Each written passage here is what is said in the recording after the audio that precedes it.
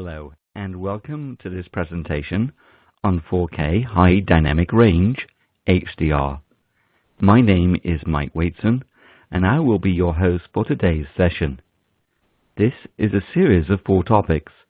In this 4th session, your presenter, Steve Holmes, will discuss transmission, metadata, and camera log. Steve Holmes is an application engineer here at Tektronix for the video product line, and he will guide us through this topic today. During this presentation, please type any questions you might have in the Q&A window, and we will answer as many as possible at the end of the presentation. You can download a copy of today's slides by clicking on the resource widget on your screen. In addition, a link to the archive webinar will be sent to you next week. So, with the general housekeeping all done, I will pass you over to Steve Holmes to start this presentation.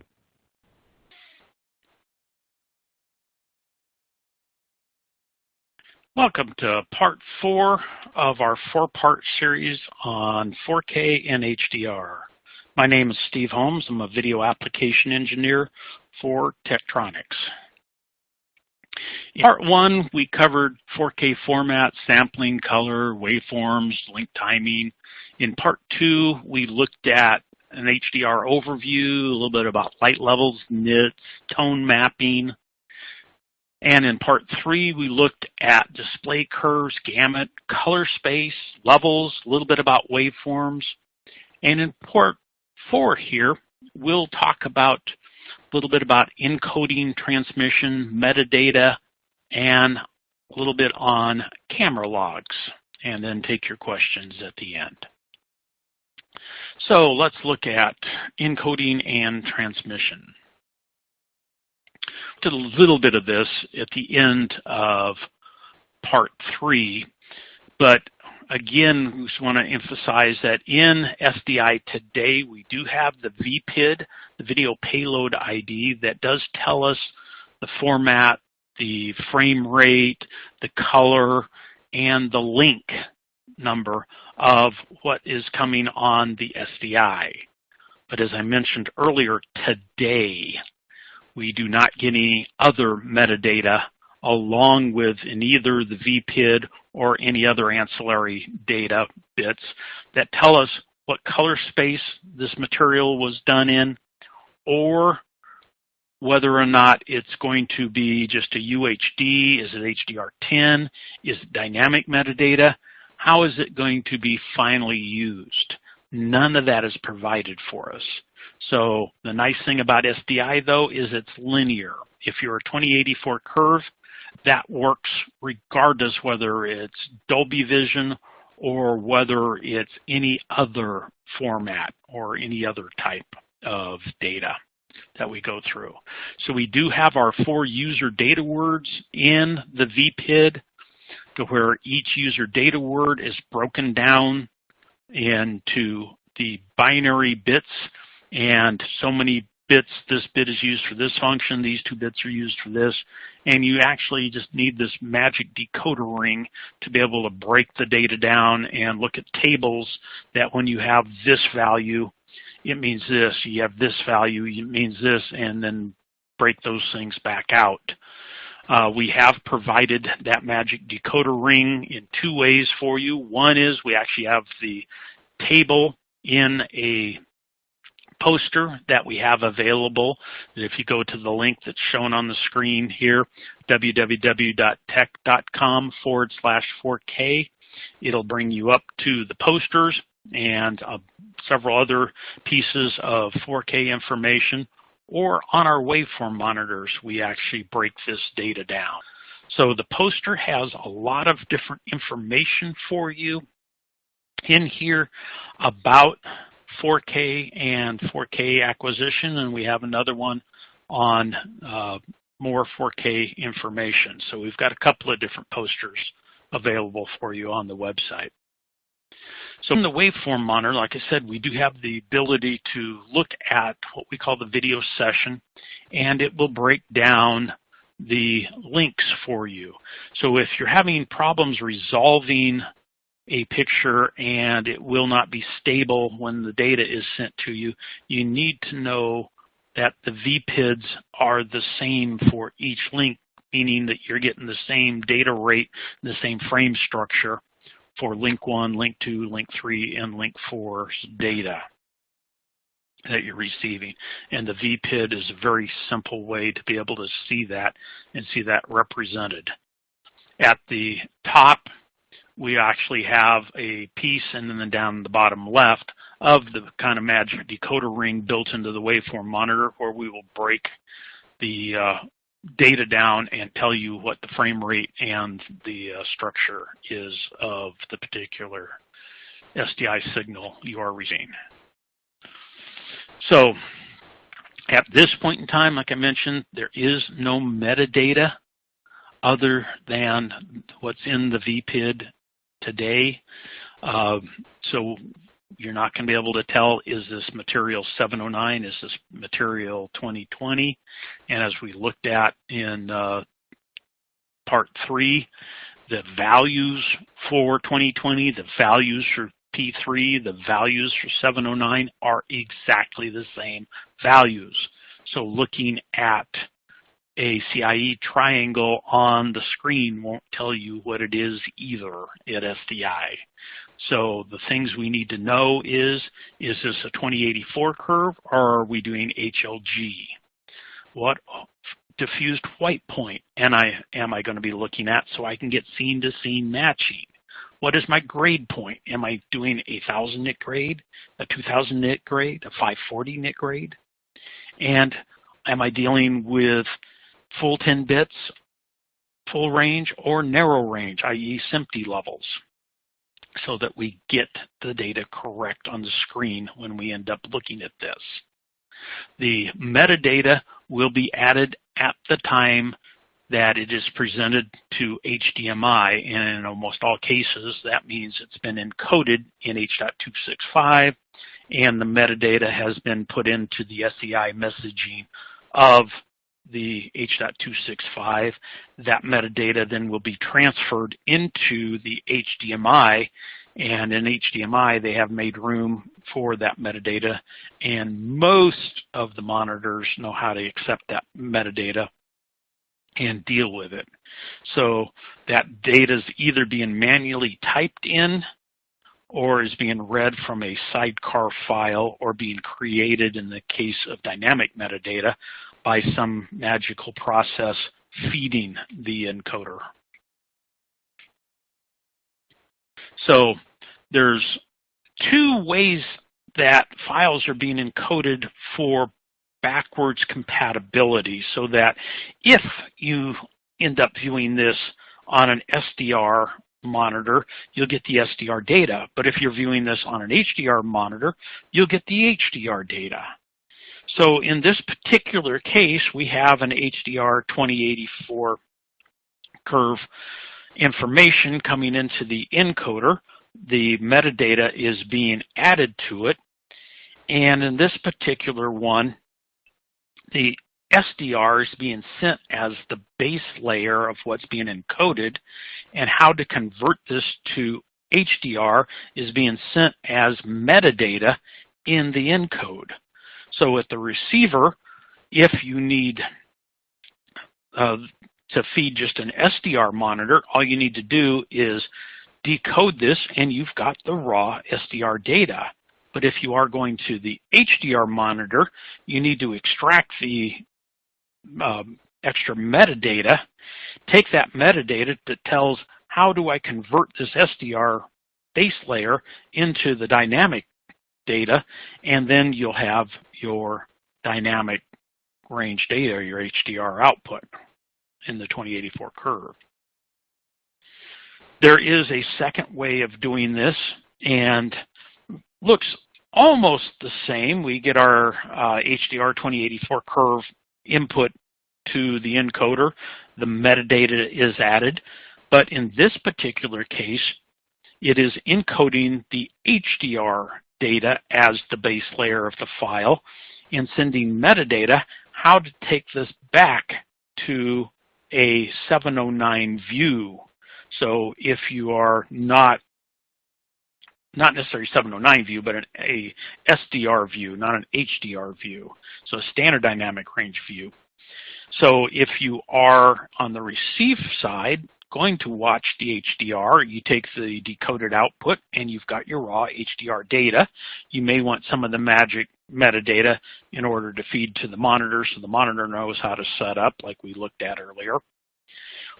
But if you are going to an SDR output, you don't have an HDR monitor, but you do have 4K, you may need the proper color space and other pieces, then that metadata will be extracted and applied to the dynamic range magic in the decoder, and it will convert that HDR data back down to SDR and then present that SDR output to you.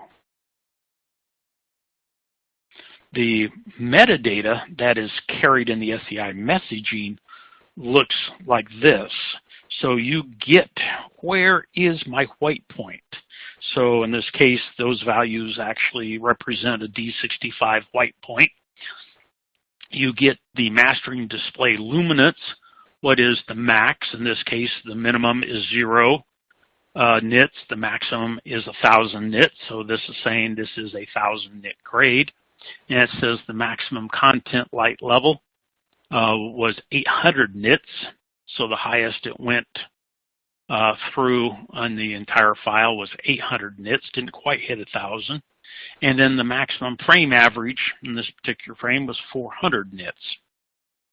So the color primaries then are 2020. So it's telling you what color volume was used. Quite often what we refer to as color space. And then the transfer characteristics of the curve, which would normally be the 2084 curve. And is it constant luminance or is it dynamic metadata? So that's the stuff that is sent in the HDR SEI messaging in the H.265 HEVC file. So looking at camera logs.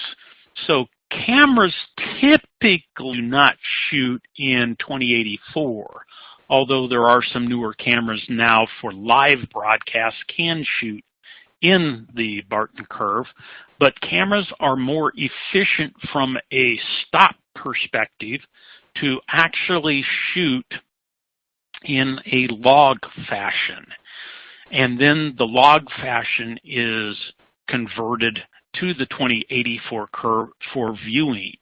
So the log function gives us a greater stop range than even the 2084 curve would within the camera itself. So we can have the best dynamics for the camera, the best dynamics for the picture, and then we do a LUT conversion to take whatever camera log you are and convert it to the 2084 display curve. And then we will get the best of both worlds out. So here's a couple different views of where 709 would go straight up to 100 nits, but then that log curve starts off and gives you a curve that looks a lot like the 2084. It's just a slightly different curve angle. There are different curves depending on whether or not it's a Canon, whether it's a Sony, whether it's an Aries, and those different logs then would need the proper conversion back to 2084, and you are going to have a complete different set of levels that are going to represent the 18% gray neutral point, the 100 IRE normal 90% reflective point, and then where are your speculars going to go.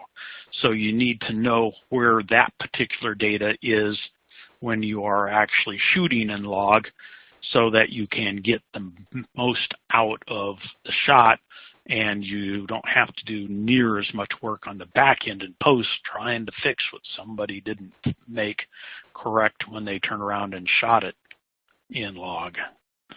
So in log, like I said, you'll see the normal 18%. In this case, this was an S-log2. Looking at the 18% point at 32%, the 90% white point at 59%, and then the speculars going above that, and the different grading points so that you could set the proper view. On the left-hand side window, the waveform is an RGB view. On the right-hand side, it's a YCBCR view of the same data. And in this particular thing, we are looking at the grayscale chart in the middle, and then right below the grayscale chart is actually this little thing that has a little bright chrome ball, a little steely on top of it, a little silver ball that's given us the specular highlights in the middle of the trace.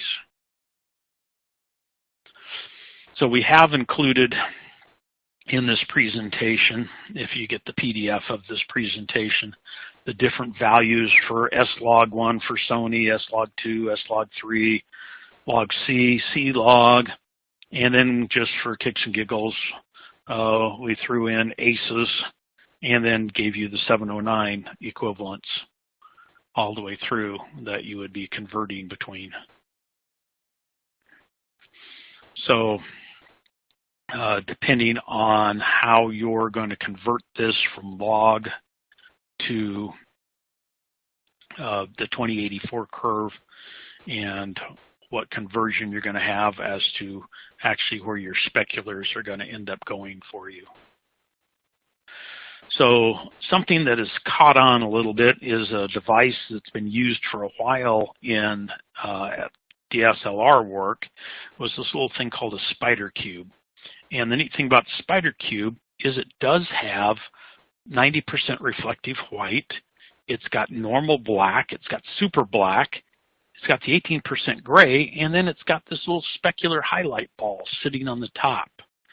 And it works really well. I wish it was about 4 times bigger than what it is, but it does work for setting things up and knowing where things are and being able to actually see something that is calibrated at 90% reflectance and has specular highlights on it that you can now see what your lighting or what the scene is and where it's going to give you, so you can turn around and make some adjustments based on this thing. So based on these different points, the super black being down at the bottom, the reflective black or normal black is off the bottom because it is log and is giving us more stops, the 18% gray above that, and then the normal 90% reflective white, and then your, if you have enough light, depending on how much reflectance that you're getting off of that little silver balls sitting on the top of this thing. So there are different ways to view this. Like I said, this is a log 2 on a 709 screen. So if you don't have log gradicules, this will show you, based on that chart earlier, where your 59% should be, which would be your normal reflective white, and then where everything else should be when it's actually shot in log. And then the camera scene being converted to the PQ LUT conversions of where things actually would be for 709, HDR 1000 nits, HDR 2000, and HDR 5000 nits, and the chart, and where things would be converted from and to. So there's a lot of LUT conversions that have to take place to what the material is when it comes in and what the material is when it is actually created AVES. And this is part of what you might get out as a conversion from S-log2 to actually 709, and where the white point would be for that particular piece for the 90% white, getting right up to 700 millivolts or 100%, and the specular highlights pretty much just getting lopped off or would be in the knee of the camera and be rolled off severely. I have done a little bit of research and did find 2 different cameras on the market. They weren't any major, don't look like they're moving anywhere. but did see 2 different cameras. One was using a beam splitter. It looked like they took a 3D rig, repurposed it, put 2 cameras on it, and instead of having the offset, aligned the 2 on top of one another, had one camera stopped under, one camera stopped over, took the output of both and pulled them together and took one exposure off of that. And then did see a second little boxy camera that actually had 2 sensors in it and had the mirror built inside the camera to actually try to get more stop values from 2 different sensors rather than trying to push existing sensors and get above about 14 stops. So when we look at light from a human eye perspective, the human eye is just a remarkable thing. We can see a lot of different light conditions. The human eye can adapt to different lighting conditions, part of it very quickly, part of it a little bit slower. So there's 2 different things. The native human eye itself can see about 7 stops, but we have local adaptation where we can see anything from about 10 to 14 stops of dynamic range.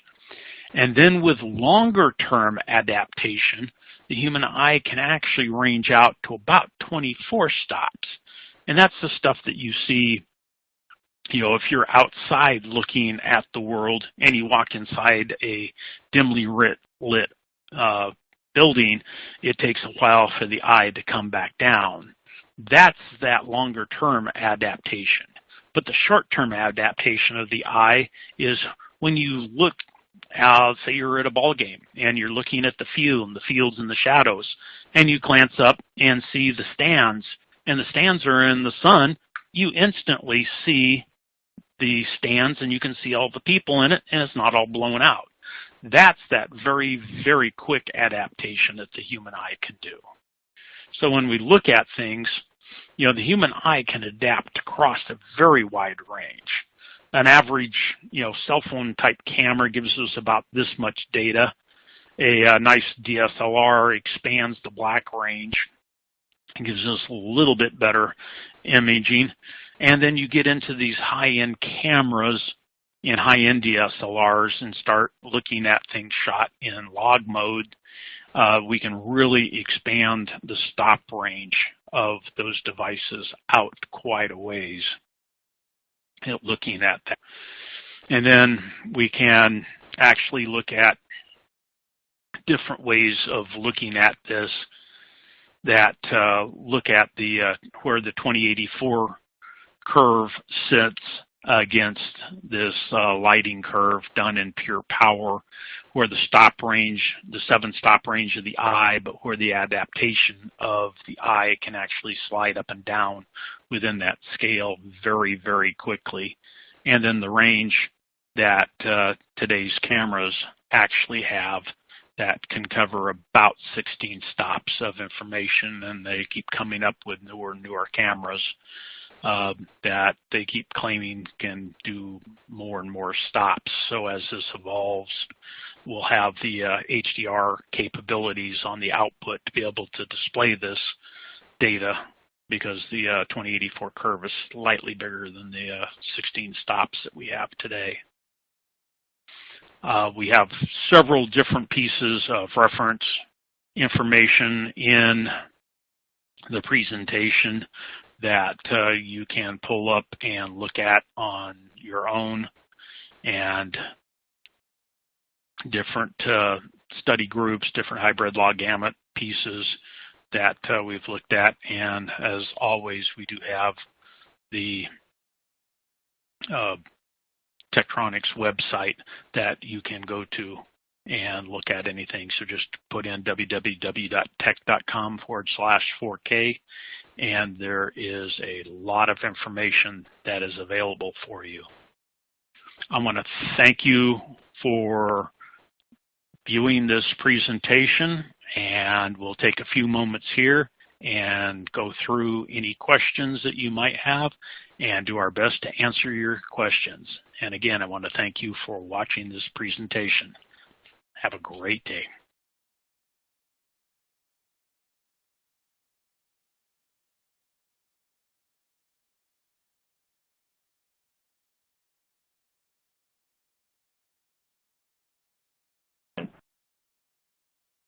Hi, this is Mike Wadeson. Thanks, Steve, for that great presentation.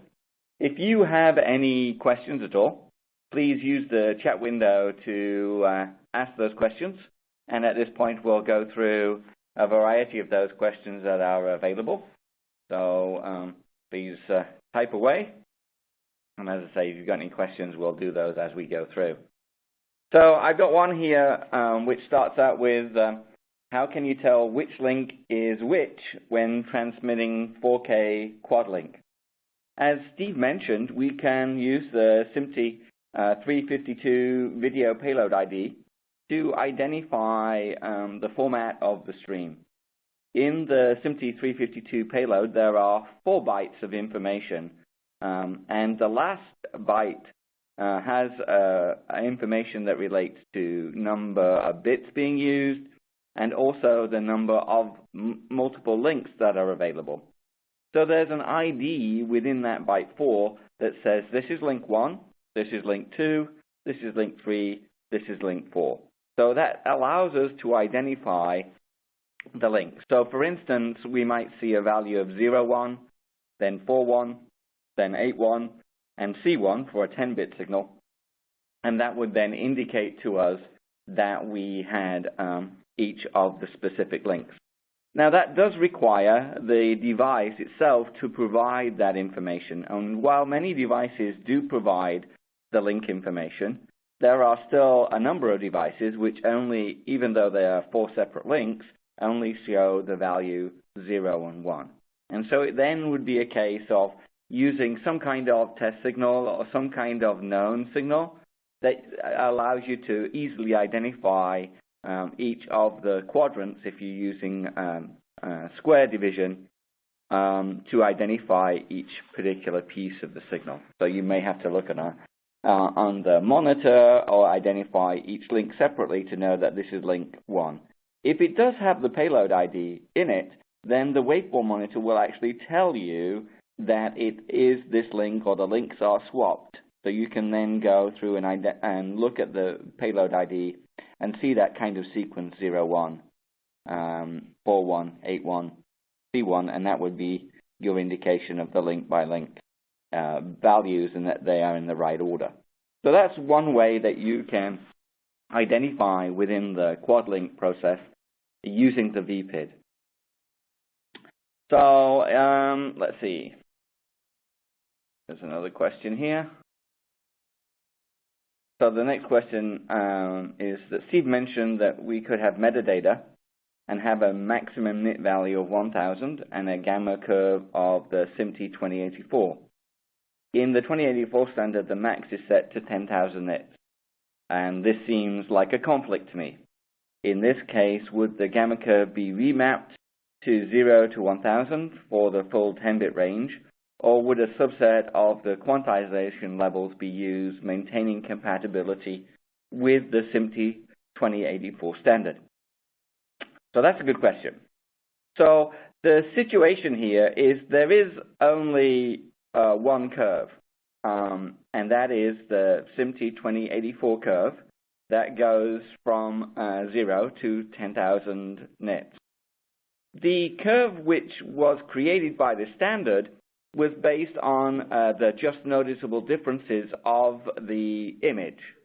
So in those cases, it doesn't really matter on the greater scheme of things whether you're using 1,000 nits of that curve or whether you're using 10,000 nits of that curve. That curve is meant to adapt to the just noticeable differences within the image that your eye will see.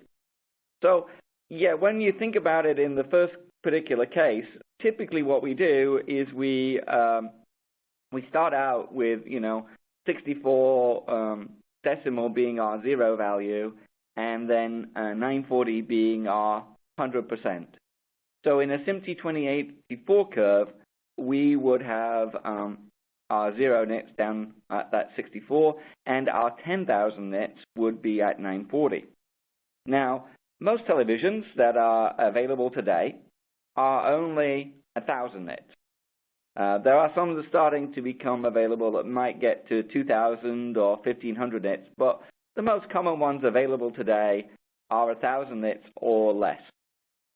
So the situation in this case is that many of the mastering materials are all done to 1,000 nit function on the display.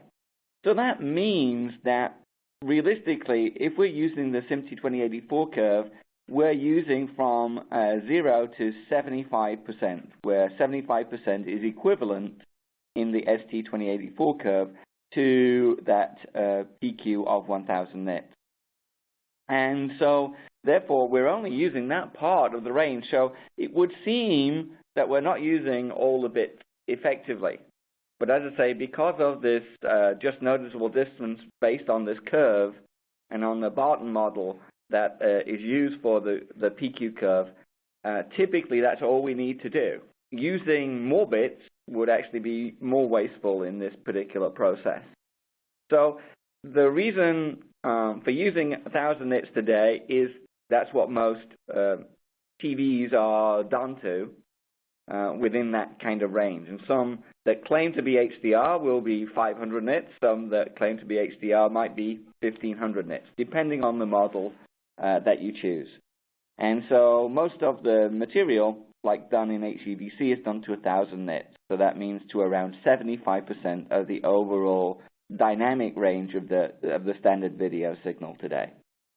So that's the process that's used within those particular pieces, and then we can remap to whatever we want. So if there was additional metadata, the idea behind that being in some of the other standards is we would take what was mapped to 1,000 nits and we might map it to our 500 nit monitor, or we might remap it to our 1,500 nit monitor.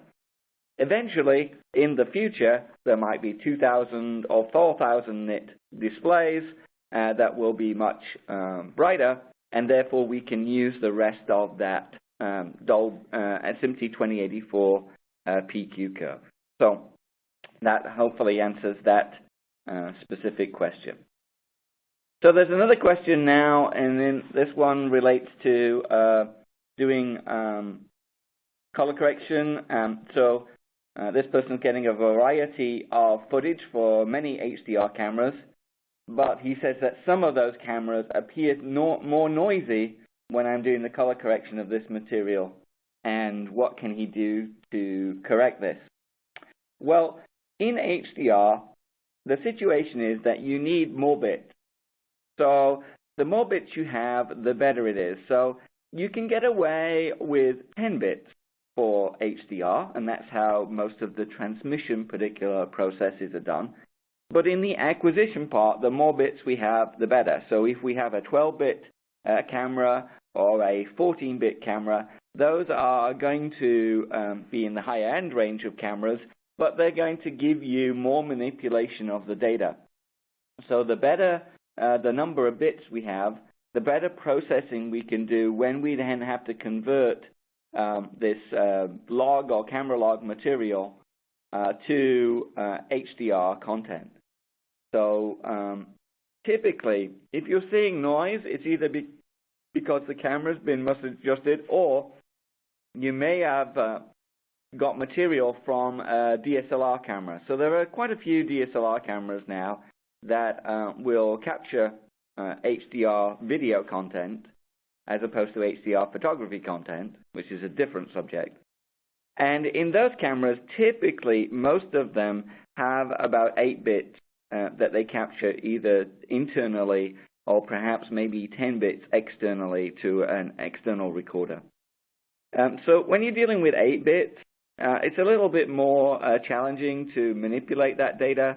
And when you apply a lookup table conversion, or you're manipulating video content that's in log in somewhere in the 50 or 60%, and then manipulating it to HDR through a different matrix or different lookup table calculation, then that resolution can introduce actually noise in the manipulation of the maths of that 8-bit data.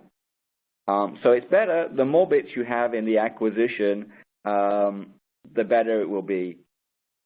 To try and rectify that situation after the fact, you're going to have to either selectively choose the area by area to remap, so maybe the noise is in the blacks, you might have to crush those blacks a little bit more, or use noise removal techniques to remove those in the footage that you have.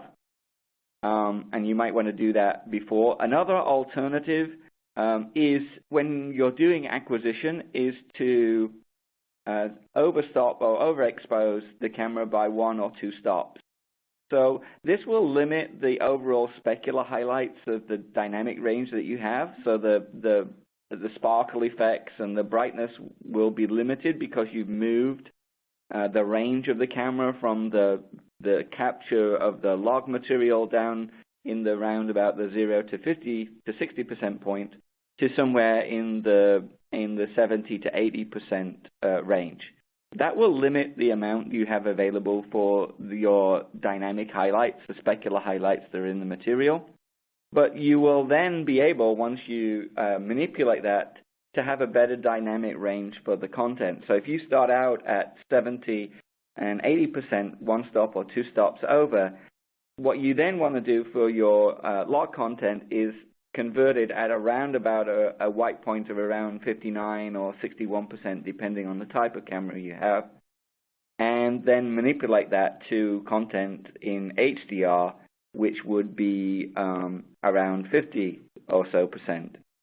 So that manipulation and the lookup table curve that you're taking from a log camera to the PQ curve or the hybrid log gamma curve, that manipulation can be done at a lower range, and you actually can decrease somewhat the noise that may be present. But that requires the operator of the camera to overstop in the first place in order to ensure that you have good dynamic range and less noise within the image. So those are ways to get around it if you're dealing with cameras that are capturing within 8 bits. Hopefully, you're going to get material in the 10, 12, or 14-bit range that will then allow you to manipulate that HDR data a little bit better. So let's see, do we have any more questions? So another question coming through is, when converting from S-Log3, what should I expect the levels to be in order to grade for HDR? So in this case, S-Log3 has specific levels that were shown in a previous chart in the last presentations, that has a back level of around about a code value of 95, which is equivalent to about 3.5%. And then it has an 18% gray level at a code value of 420, which is equivalent to around about 41%. And then 90% reflectance white at a code value of 598, which is around 61%. So if you put that spider cube in your scene or any other gray and white chart that you use, those are kind of the levels that you would expect to be capturing from your S-Log3 camera. So once you've captured that and you have it at around those levels, then there is some latitude for you to, as I mentioned, overexpose slightly. You're going to decrease the dynamics you have for the specular highlights, but you might raise up the range where you are capturing the gray part to the white part of the image. So you can manipulate that when you are then dealing with that in the post-production process. In the post-production process, we're going to take that file, and we're going to then want to manipulate it to the HDR levels. So that's going to depend on which HDR format you're going to be using. So there's a slightly different curve for SMPTE 2084 than there is for hybrid log gamma. So you'll need to adjust to the levels appropriately. So typically for HDR, we're going to change that white level to around about 50%. So that's our manipulation that we're going to do. And then our gray level falls around about 36 or so %, again, depending upon whether it's simply 2084 PQ or hybrid log gamma. Those values will change slightly. So that's what we're going to do to manipulate the content. And then what we're going to expect is that we want to go out to, let's say, 1,000 nits if we're dealing with a SMPTE 2084 PQ. And in those cases, when we do SMPTE 2084 PQ, that's going to mean that 1,000 nits is equivalent to 75%. So in your color correction processing or your manipulation of the file, you can use lift, gamma, and gain to achieve that, just by manipulating the levels, moving the white point from, let's say, 60 or so % in S-log3 down to around 50%, and then manipulating through the gamma or the lift to get the right black point, which is always down at 0, and then appropriate gray levels through to around 36% for that 18% gray. So you can do that within that particular process and just use the standard controls you have. Alternatively, you can take a lookup table and you can apply that to the footage. What this will do is basically apply the translation of the S-log3 curve to the PQ curve, provided that your levels when you start out are the appropriate values for that S-log3. So 61% and then 41% is what we'd be looking at between the gray and the white level. And then when we apply that conversion into the SMPTE 2084, that will manipulate the data such that those levels would be changed appropriately to the translation of both curves. So that will then give you a starting point of manipulating relative to the curve, and then you can make overall tweaks and adjustments based on that to get what you consider the correctly balanced image overall for the shot. So those are the ways that you can basically make the conversion process. Ideally, you want an ability to have a reference in there, or to have an idea of what is white within the picture and what is your mid-gray kind of colors, in order to establish by scene the shot that you want to produce. But those are the two methods that you can do. Any more questions? I don't see any more specific questions here within this particular piece. So if there are no more questions, remember that you can get a link to this content later, so you'll be able to review that and also to be able to download a copy of today's slides. There were also 3 previous webinars in this series, and so if you want to, you may be able to view that specific content also at a later date if you signed up for those content on the webinars. So thank you very much to Steve for presenting this series over the last few weeks, and thank you for attending this Tektronix webinar session. If you want more information, you'll find that on the Tektronix website at www.tektronix.com, and there's a range of application notes and information on the variety of products supporting 4K and HDR that you'll find on the website. Thank you for attending today's session. Bye-bye for now.